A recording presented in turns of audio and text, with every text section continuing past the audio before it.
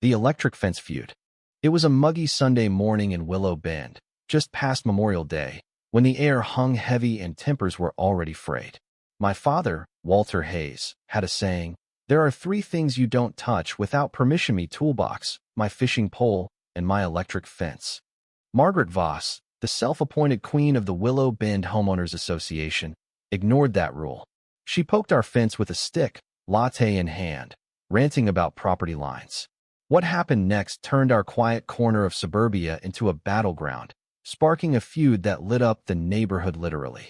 By the time Walter rewired the fence with enough juice to make a raccoon jitterbug, Margaret had no idea she'd picked a fight with the wrong man. We lived just outside the HOA's official boundary, a fact that drove Margaret, the HOA president, up the wall. Our property was grandfathered in when the subdivision was built. No dues, no inspections, and no bowing to her clipboard tyranny. She'd tried everything to drag us into her web. Fake code violations, noise complaints, even a cease and desist letter Walter used to line the chicken coop.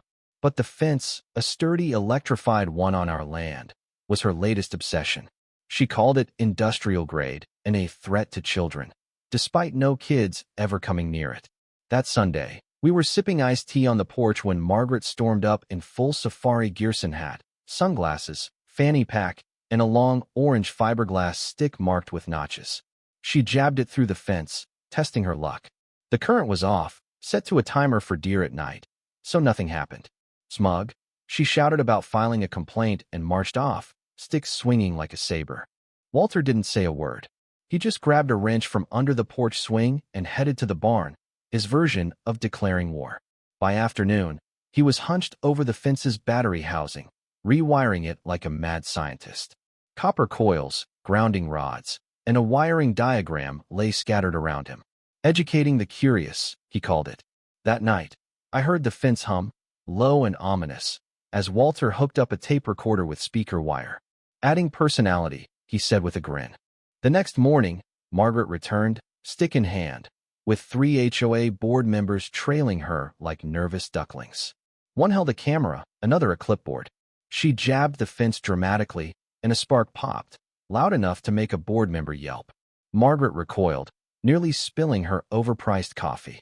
A sizzling sound followed. Then Walter's pre-recorded voice boomed from the tape deck. "Private property. Please return your stick to the store it came from." The board members froze, horrified. Margaret's face cycled through red, white, and green. She screamed about electrical sabotage and domestic hostility. But one board member quietly turned off his phone and backed away. She stormed off, dragging her stick and dignity behind her. That evening, Sheriff Tom Carver pulled into our gravel driveway, coffee mug in hand, and a tired smile on his face. Margaret had filed a complaint, something about assault with a fence. Walter offered him a beer and a folding chair. Carver asked 2 questions. Was the fence electrified? Was it on our land? Walter said yes to both.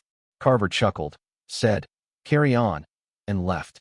We thought that might be the end, but Margaret wasn't one to quit. She came back the next day with the HOA bylaws and a tape measure.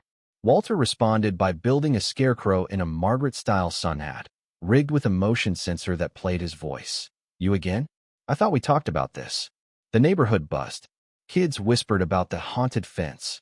Dog walkers slowed to hear it talk. Margaret vanished for a week. Then I checked our game camera and found footage of her at 3 a.m., creeping with gloves, a flashlight, and wire cutters.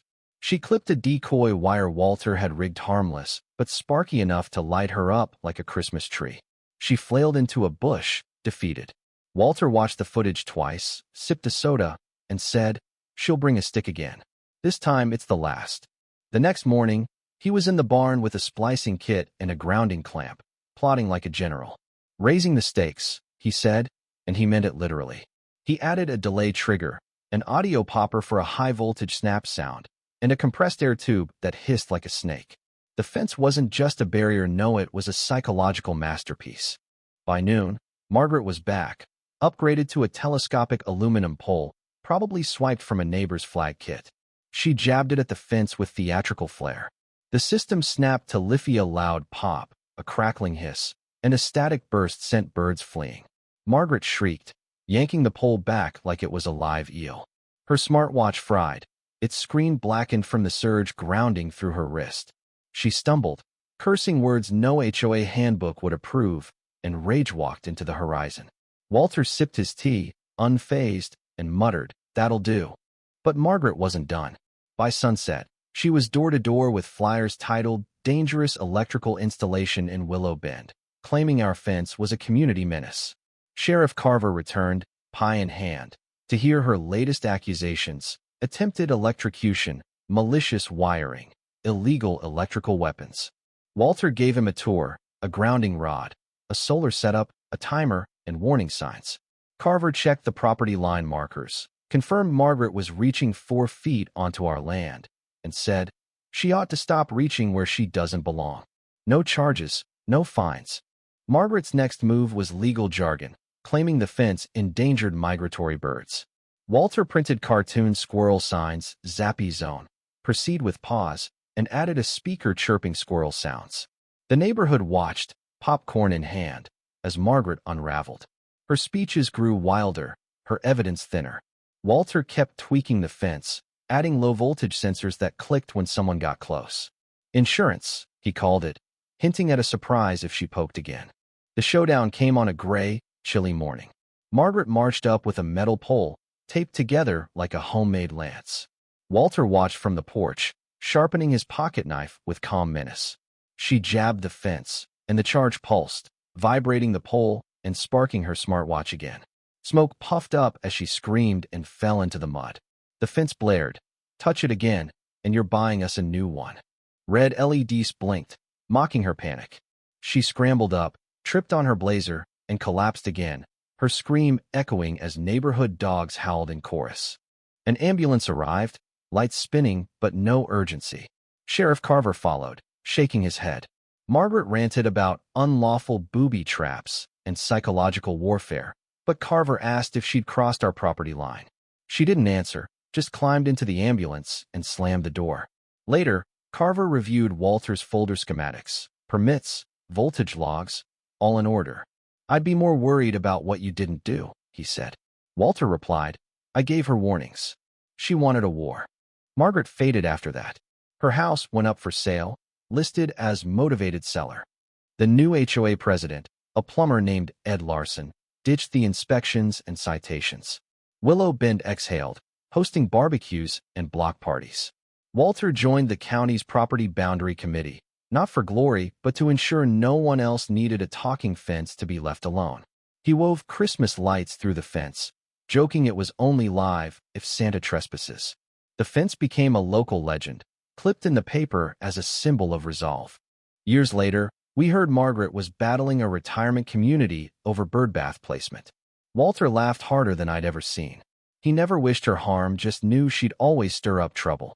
The fence stood, humming softly, its wind chimes ringing in the breeze. At a cul-de-sac barbecue, Walter raised a plate of ribs and said, "This is what community feels like." He'd won, not with fists but with wires, wit, and a fence that spoke louder than words. What do you think about Walter's approach? Was he justified in escalating the feud, or did he go too far? Share your thoughts in the comments below, especially on the themes of justice and standing up to overreach in everyday life. Where do you stand?